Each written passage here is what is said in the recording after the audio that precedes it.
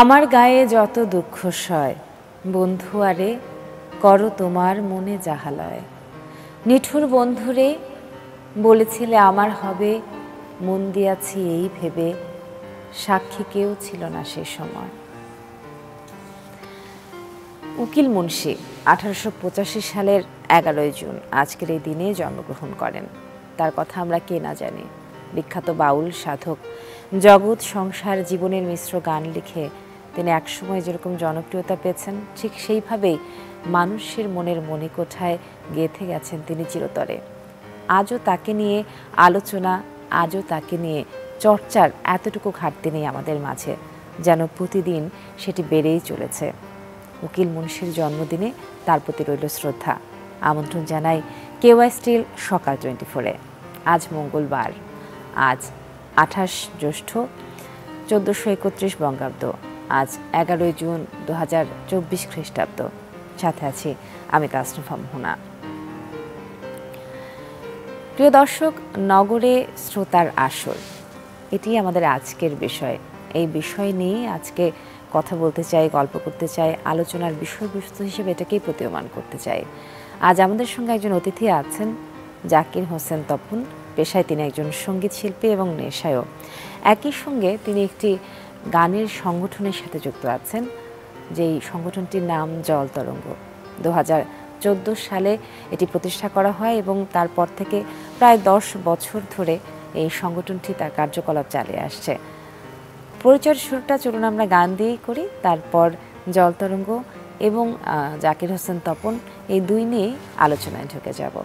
নগরে শ্রোতার আসরে অনেক অনেক শুভেচ্ছা জানাই এবং শুভ সকাল জানাচ্ছি আপনাকে। শুভ সকাল আপনাকেও এবং সেই সঙ্গে আমাদের সমস্ত দর্শক শ্রোতাদেরকে। গান দিয়ে শুরু। ওকে, আমি শুরু করছি রজনীকান্ত সেনের সেই বিখ্যাত প্রার্থনা সঙ্গীতটি দিয়ে। তুমি নির্মল কর মঙ্গল করে, মলিন মর্ম মুছায়ে। তুমি নির্মল কর মঙ্গল করে, মলিন মর্ম মুছায়ে। তব পুণ্য কিরণ দিয়ে যাক মোর মোহ কালিমা ঘুচায়ে। মলিন মর্ম মুছায়ে, তুমি নির্মল কর মঙ্গল করে, মলিন মর্ম মুছায়ে।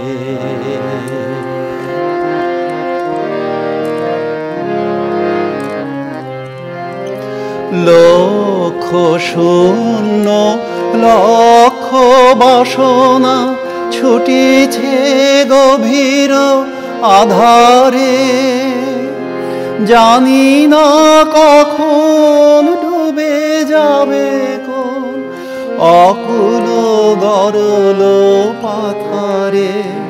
প্রভু বিশ্ব বিপদ হন্তা, তুমি দাঁড়াও রুধিয়া পন্থা। তব শ্রীচরণ তলে নিয়ে এসো মোর মত্ত বাসনা ঘুচায়ে। মলিন মর্ম মুছায়ে। সকাল সকাল মনটাই ভীষণ ভালো হয়ে গেল এরকম একটা গান শুনে। সত্যি জল তরঙ্গের বয়স এখন 10 বছর। মানে শিশুকাল পেরিয়ে একেবারে কৈশোরের দিকে পদার্পণ করছে, এরকম একটা ব্যাপার। যেটি বলছিলাম আমার দর্শকদের, যে নগরে শিল্পচর্চা, সেই বিষয়ে কথা বলবো। সেই ক্ষেত্রে আমার মনে হয় যে জল তরঙ্গের জন্মলগ্ন থেকে কথা না বলে বর্তমান সময় জল তরঙ্গের অবস্থাকে সেটি থেকে আমরা আগে আলোকপাত করি, তারপর ধীরে ধীরে না হয় অতীতের দিকে ফিরে যাব। যতদূর জেনেছি যে এখন জল তরঙ্গ বেশ পরিচিত একটা নাম, যত রকম সৃজনশীল মানুষ আছেন, সঙ্গীতের মানুষ আছেন, তাদের কাছে আপনারা বিভিন্ন সময় যে অনুষ্ঠানগুলো করেন জলতরঙ্গ থেকে, সেখানে এখন প্রচুর মানুষের ভিড় হয়, সবাই দেখতে আসে অনুষ্ঠান, শুধুমাত্র জলতরঙ্গের অনুষ্ঠান বলেই সেই ব্যাপারটি ঘটে। কি করে হলো এই পর্যায়টাতে আসতে, যাত্রাটা সম্পর্কে একটু জানি। ধন্যবাদ, খুব প্রাসঙ্গিক প্রশ্ন। যেটি শুরু করলেন আপনি যেভাবে, যে নগরে সংস্কৃতির চর্চা বা গানের চর্চা, এই যে বিষয়গুলো, একসময় দেখুন আমাদের এই শহরে ভীষণভাবে, মানে যে কোনো পাড়ায় গেলে সকালবেলা রেয়াজের শব্দ, হারমোনিয়ামের শব্দ, কিংবা প্রত্যেকটা পরিবারেই কেউ না কেউ গান শিখছে, কিংবা মানে এই যে চর্চার, মানে এই ব্যাপারটা একসময় খুব সাংঘাতিকভাবে ছিল, অত্যন্ত আশাব্যঞ্জকভাবে ছিল। সেগুলো কেন যেন ক্রমে কমে এসেছে বা আসছে। তো এখন সময়টা আসলে আমরা অনেক বেশি সোশ্যাল মিডিয়া, তারপরে নানান, আমাদের ছোটোবেলা শুধু বিটিভি ছাড়া একটাই চ্যানেল ছিল, বিটিভি, আর এখন তো অসংখ্য চ্যানেল। তো মানুষের বেড়েছে, কি বলবো, ক্ষেত্র বেড়েছে, তারা চাইলেই অনেক জায়গায় তাদের পারফরমেন্স দেখাতে পারছে। আর জলতরঙ্গের কথাটা যেটা বললেন যে কিভাবে হলো এই পর্যন্ত, তো আমি মনে করি কি যে যে কোনো ব্যাপারে আসলে একটু যত্নশীল হওয়া প্রয়োজন। অর্থাৎ শিল্প কিন্তু খুব, কি বলবো, খুব কঠিন কিছু তেমনও বলবো না, আবার যে খুব সহজ তাও না, কিন্তু শিল্প কিন্তু হয়ে ওঠার একটা ব্যাপার। হ্যাঁ, যেমন ধরুন যে গান যে কেউই গাইতেই পারে, এবং গান গায় না হেন মানুষ সম্ভবত নেই, সবাই গায়। কিন্তু মানে পাবলিকলি গাওয়ার মতো, চ্যানেলে গাওয়ার মতো, বা স্টেজ সাজিয়ে গাওয়ার মতো যারা করবে, তাদেরকে নিশ্চয়ই একটা সার্টেন প্রসেসের ভিতরে যেতে হবে, এবং তারা সেরকম যত্ন করেই করবেন যাতে করে মানুষকে আকৃষ্ট করা যায়, বা তারা বারবার তাদের এই অনুষ্ঠান দেখতে আসে। নিশ্চয়ই, আমরা তো গান শুনি আসলে আকৃষ্ট হবার জন্য। হ্যাঁ, তো সেরকমই আরেকটা গান হোক, তারপরে না হয় আলোচনায় ফিরবো। রাইট, আমি একটা রবীন্দ্রসঙ্গীতের একটু অংশ শোনাই, যেহেতু আমাদের আসলে খুব পুরো গান গাইতে গেলে অনেক সময় লাগবে, আমরা কথাও বলি আর অল্প অল্প গানও শুনবো। আমায় থাকতে দে, আমায় থাকতে দে না, আপন মনে আমায় থাকতে দে, আমায় থাকতে দে না, সেই চরণে পরশ খানি মনে পড়ে, ক্ষণে ক্ষণে আপন মনে থাকতে দে, আমায় থাকতে দে না।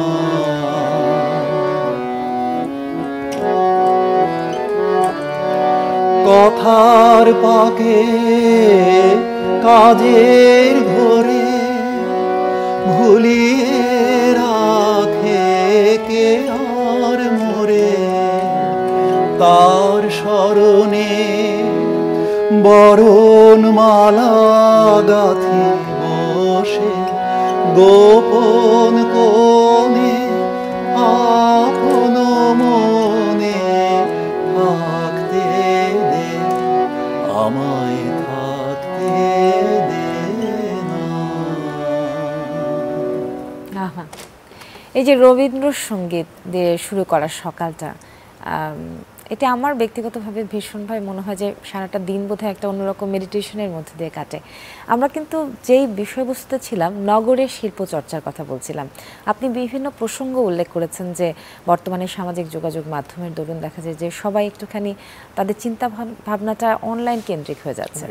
তো যেখানে মানবিকতার বিষয়, যেখানে সৃজনশীলতার বিষয়, সেটা তো আসলে খুব সামনাসামনি ওয়ান টু ওয়ান বসে কথা বলে চর্চা করে তারপরে বিষয়গুলো হয়। তো এই ব্যস্ততা, এই যে সবার একেবারে স্মার্টফোনের ভেতরে ঢুকে যাওয়া, এর মাঝে আলাদা করে সময় বের করে এই চর্চাটা কি করে সম্ভব আসলে নগরে বিশেষ করে?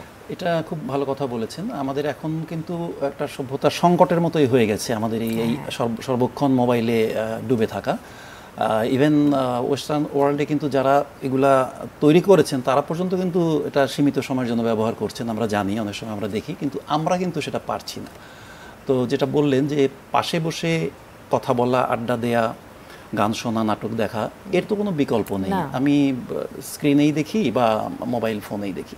কাজেই আমাদের ওখানে কিন্তু ফিরে আসতেই হবে। কিছু সীমাবদ্ধতা তো মানুষ হিসাবে আমাদের আছে, সব কিছু তো অনলাইন হবে না, তাই না?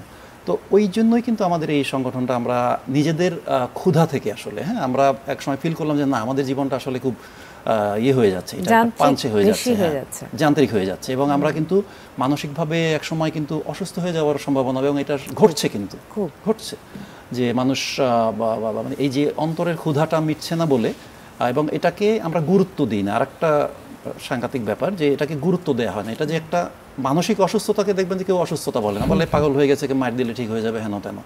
তো এই যে ব্যাপারগুলো সামাজিকভাবে নানান ধরনের বাজে ধারণা আছে, তো এগুলো পিছনে যে কারণগুলো আছে এগুলো আমরা খতিয়ে দেখি না। এবং শিল্পচর্চা সারা পৃথিবীতে ভীষণভাবে সম্মানিত, স্বীকৃত, এবং এটা পেশাদার একটা ব্যাপার, কিন্তু যেটা কেন যেন আমাদের এখানে আমরা নানান কারণে এটাকে ইয়ে করে রাখি। এখনও লোকজন মনে করে যে গান গাওয়া যাবে না, নাচা যাবে না, যে মেয়েটা চমৎকার নাচতো, বিয়ের পরে সে নাচতে পারছে না, কেন, সমস্যা কি? এটা একটা খুব ভালো সমস্যা কথা তুলে ধরেছেন আপনি। আর সমস্যার প্রসঙ্গ যেহেতু আসে, সমাধান নিয়েও সেটা আলোচনাটা জরুরি। তার আগে একটা পূর্ণদিনের গান শুনতে ইচ্ছে করছে। আমি ইয়ে করি না, জটিলেশ্বরের একটা গানের কথা একটু আপনার সঙ্গে আলোচনা হচ্ছিল। আমার খুব প্রিয় শিল্পী, স্বর্ণযুগের শিল্পীদের মধ্যে উনি তো অন্যতম অবশ্যই। উনি ছিলেন এই কিছুদিন আগ পর্যন্ত আমাদের মাঝে, বেশ বছর 4 আগে সম্ভবত উনি। এই গানটি সব অনেকেরই খুব প্রিয় গান। আর ওই জটিলেশ্বরের ম্যাক্সিমাম গান আসলে ওনার নিজেরই তৈরি করা, নিজের লেখা এবং নিজের সুর করা।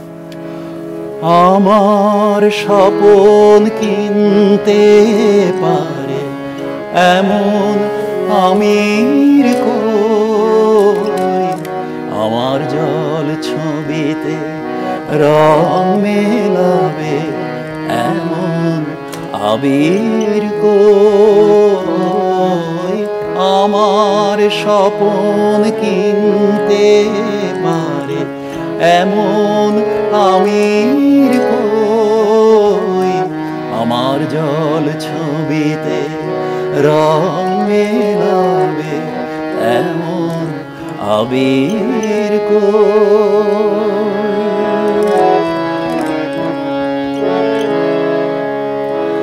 আমি দুঃখের সিংহাসনে বসে সুখের বিচার করি, আমি ভবের ঘরে অভাবটুকু আখর দিয়ে ভরি, আমার পরম বন্ধু হবে এমন সে কই, আমার জল ছবিতে রং মেলাবে এমন আবির গান নিয়ে যে কথা বলতে ইচ্ছে করছে, কিন্তু তারপরও প্রসঙ্গে ফিরে আসব, যেহেতু আমাদের বিষয়টি ছিল যে নগরের শিল্প চর্চাটা কি করে এখন সম্ভব হবে, কিংবা সেটিকে আরও এগিয়ে নেওয়া যাবে। একটা খুব ভালো সমস্যার কথা বলছিলেন আপনি, যে একজন মেয়ে দেখা গেল যে সে খুব ভালো নাচতো, অনেক বছর ধরে সে নাচ শিখছে, কিন্তু বিয়ের পর দেখা গেল যে সে নাচটা সে আর কন্টিনিউ করছে না। তো সেক্ষেত্রে আসলে অনেকগুলোই বাধা বিপত্তির প্রসঙ্গ আসতে পারে, কিন্তু সেই বাধা বিপত্তিগুলো কাটিয়ে আসলে কি করে সে আবারও সেই সৃজনশীলতার দিকে মনোনিবেশ করতে পারে? এটার আসলে সব কিছুরই তো একটা গোড়া থাকে, উৎস থাকে। তো আমার কাছে যেটা মনে হয়, এটা আসলে আমাদের শিক্ষার সমস্যা। আমাদের শিক্ষা যে ব্যবস্থা, শিক্ষার যে পাঠক্রম, এবং আমাদের যে এবং পারিবারিক যে বন্ধন, সেগুলো তো আলগা হয়ে যাচ্ছে, খানিকটা ঠুনকো হয়ে যাচ্ছে, আলগা হয়ে যাচ্ছে, তাই না? মানুষ অনেক বেশি দেখা যায় যে বাবা মার চেয়ে, ভাই বোনের চেয়ে ওই দূরের বন্ধু বা বিদেশে একজন থাকে সে বেশি ইম্পর্টেন্ট হয়ে যাচ্ছে। কিন্তু এটা আমরা বুঝতে পারছি না যে বিপদের সময় কিন্তু এই আমার পাশের মানুষগুলো আসবে। ওই যে দূরে 5000 বন্ধু আমার ফেসবুকে আছে, তারা একজনও আসবে না। তো এই বিষয়গুলো যদি আমরা না বুঝি, তাহলে আসলে দিন শেষে নিজেদেরকে বোকা বলা ছাড়া উপায় নাই। আর যেটা বলছিলাম যে শিক্ষা আমাদের এক সময় আমরা পারতাম, এখন পারছি না, মানে কি? তার মানে নিশ্চয়ই কিছু ঘটেছে মাঝখানে, তাই না? ধরুন যে আজ থেকে 40 বছর আগে আমাদের ছোটোবেলায় আমরা দেখেছি অনেক ছোট ছোট ছেলেমেয়েরা নাচতো, ইয়ে করতো, এবং সেটা সবাই ভালোভাবে নিচ্ছে। সেটা মুসলিম ফ্যামিলিতেই হোক বা হিন্দু ফ্যামিলিতে, তো এটা কোনো সমস্যাই না। তো তো এটা যখন তার মানে মাঝখানে কিছু একটা ঘটেছে, তো এটা নিয়ে ভাবতে হবে তো আসলে। আচ্ছা, একটা গান শুনবো আমরা এই পর্যায়ে এবং তারপরে আবার আলোচনায় ফিরতে চাই। শিওর। আচ্ছা, আমি এই গানটা আমার খুব প্রিয় একটা গান। এটা অত সবাই যে শোনে সেটা না, কিন্তু যারা গান নিয়ে খবর রাখে তারা তো অবশ্যই শোনে। এটি হচ্ছে প্রণব রায়ের লেখা, এবং প্রণব রায়ের একটা মজা কি, দেখবেন ছোটোবেলা আমাদের মধ্যে কিছু বিভ্রান্তি কাজ করতো যে এই গানটা বোধহয় নজরুল গীতি, কিন্তু আসলে কিন্তু নজরুল গীতি না।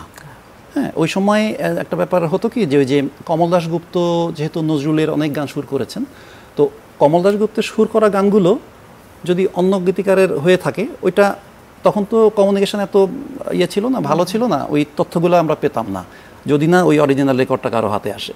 তখন দেখা যেত কি ওটা নজরুল গীতির মতো শোনাতো, এবং দীর্ঘদিন কিন্তু এরকম অনেক গান ভুল জানিয়ে আসছে মানুষ যেটা নজরুলের গান। তো এই গানটাও কিছুটা এরকম নজরুলের মতো মনে হয়, কিন্তু এটা তা না। এটা নন্দিতা চলচ্চিত্রে 1944 সালে মুক্তি পেয়েছিল, আর কমল দাশগুপ্তের সুর, রবীন মজুমদার গেয়েছিলেন। তুমি এসেছিলে জীবনে আমার পথের ভুলে, কি জানি কেমনে দেখা হলো, কি জানি কেমনে দেখা হলো দুটি স্রোতের কোলে। তুমি এসেছিলে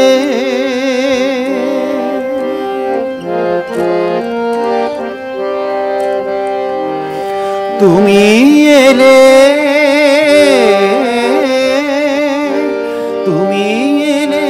যেন চির সাথী হয়ে, শত জনমে পরিচয় লয়ে, দুটি মন বনে শত বসন্ত উঠিল দুলে, তুমি এসেছিলে। প্রিয় দর্শক, আপনারা দেখছেন কেওয়াস্টেল সকাল 24। আমাদের সাথে আছেন আমাদের অতিথি জাকির হোসেন তপন। জাকির হোসেন তপন আমাদের আজকের অতিথি। তিনি সঙ্গীত শিল্পী এবং জল তরঙ্গ নামক একটি সংগঠনের সঙ্গে জড়িত আছেন। আর আমাদের আজকের বিষয়বস্তু ছিল আলোচনা নগরে শ্রোতার আসর। শ্রোতার আসর নিয়ে কথা বলার আগে একটা গান শুনতে চাই আবারও। আমি হেমন্ত মুখোপাধ্যায়ের একটি বিখ্যাত গান, যেটি আসলে আমরা শুনতে শুনতে আমরা সবাই বড় হয়েছি। 57 সালে এই গানটি রিলিজ হয়েছিল। মেঘ কালো আধার কালো আর কলঙ্ক যে কালো, যে কালিতে বিনোদিনী হারালো তার তার চেয়ে কালো কন্যা তোমার মাথার চুল কালো আধার কালো।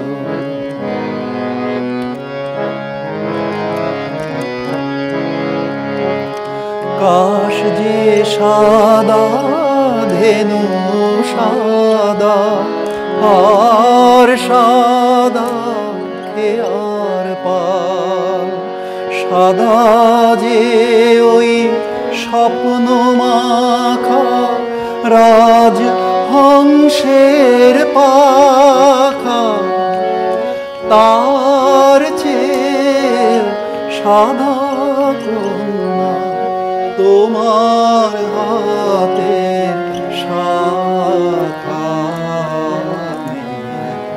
কালো আধার কালো। খুব সুন্দর গাইলেন, খুব সুন্দর কথা আর কি সুর না। গানটা আমার এমনিতেই ভীষণ প্রিয়, খুবই সুন্দর গাইলেন। এরকম একটা গানের পরে না আর কথা খুব একটা বাড়াতে ইচ্ছে করছে না, মনে হচ্ছে আরেকটা গানের অনুরোধ করি। ঠিক আছে, এটি মান্নাদের গাওয়া একটি গান, এটি 78 সালে রিলিজ হয়েছিল, আর সুর করেছিলেন মান্নাদেরই ভাই প্রভাস দে।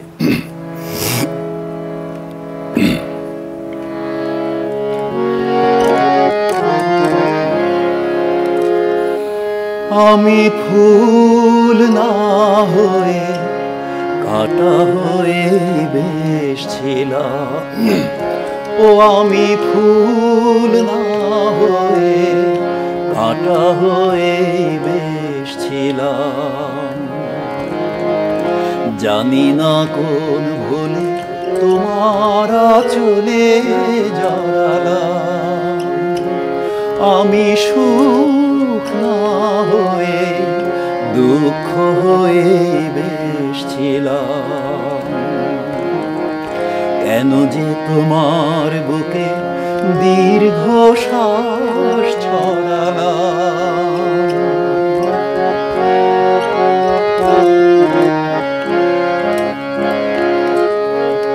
সকলে অঝোর ধারা বৃষ্টি কি আর হয়, কেউ কেউ আগুন হয়ে সারা জীবন রয়। আমি অনেক দূরে আগুন হয়ে বেশ ছিলাম, ও আমি অনেক দূরে আগুন হয়ে বেশ ছিলাম। কেন যে তোমার বুকে তোমার মনে ছড়ালাম, আমি সুখ না হয়ে দুঃখ হয়ে বেশ ছিলাম। আহা, দারুণ দারুণ। এবারে যেহেতু একেবারে শেষের দিকটাই আছে, একটু জল তরঙ্গ নিয়ে কথা বলি। আমি বলেছিলাম শুরুর দিকে যে এখন জল তরঙ্গ যে গানের অনুষ্ঠানগুলো করছে, সেই আয়োজনগুলো দেখার জন্য প্রচুর মানুষের ঢল নামছে। তো এরপরে আপনাদের কি কি পরিকল্পনা আছে জল তরঙ্গ নিয়ে অনুষ্ঠান করবার? সবারই তো আসলে ইচ্ছা থাকে ক্রমশ বড় হয়ে উঠবে, সামনের দিকে এগোবে, আমাদেরও তেমনই। আমরা ছোট ছোট করে, কিন্তু ছোট হলেও আমরা চেষ্টা করি সবসময় কোয়ালিটেটিভ কাজ করার জন্য, যাতে নিখুঁত হয়। যেমন ধরুন একটা ব্যাপার বলি, খুব তুচ্ছ এবং ছোট আপাত দৃষ্টিতে মনে হয়, কিন্তু আসলে অনেক বড়। যেমন ধরুন যে কোনো অনুষ্ঠানে আপনি যাবেন, ধরা যাক অনুষ্ঠান দেওয়ার সময় আছে, কার্ডে লেখা আছে 7টা, কিন্তু কোনো দিনই 7টায় আপনি শুরু হয় না, এবং এটা কিন্তু দর্শক শ্রোতা ভীষণভাবে অপছন্দ করে। কিন্তু আমাদের আয়োজকরা এটা কেন যেন আমলে নেন না। কেন ভাই, আমি যদি 7:30টায় অনুষ্ঠান শুরু করি, আমি কি বলতে পারি না যে 7:30টায় অনুষ্ঠান হবে? যেটা বললাম সেটাই হলো। আমরা কিন্তু তাই করি, এবং একদম সেকেন্ড মেপে কিন্তু অনুষ্ঠান শুরু করি। ইভেন আমার এমনও হয়েছে যে প্রধান অতিথি আসেনি, আমি অনুষ্ঠান শুরু করে দিয়েছি, উনি এসছেন পরে, অসুবিধা কি? খুব ভালো, অনেক ভালো লাগলো তপন ভাই কথা বলে আপনার সঙ্গে, এবং সব থেকে বেশি ভালো লাগলো গান শুনে। আমরা শেষ সময়টুকু গানেই শেষ করব। খুব ভালো থাকবেন আপনি, আর আমার দর্শকদেরকে খুব বেশি কিছু বলবার নেই। শুভ সকাল আরও একবার, আপনারাও ভালো থাকবেন, আর কেউ স্টিল সকাল 24-এর সাথে থাকবেন। গান শুনতে শুনতে বিদায় দিয়ে যান।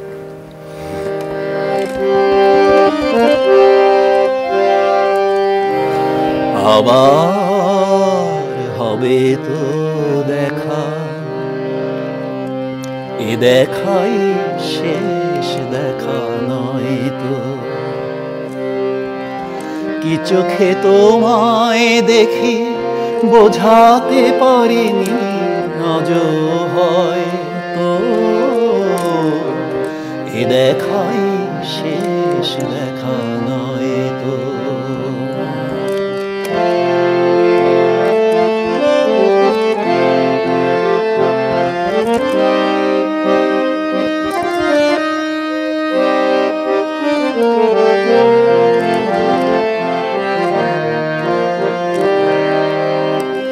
যাবার বেলায় কেন যে কেবলই মনে পড়ে গো, অসময়ে নীল আকাশে কতদিন কত মেঘ ঝরে গো, শপথের মালাতেও মাঝে মাঝে কাটা জেগে রয় তো, এ দেখাই শেষ দেখা নয় তো।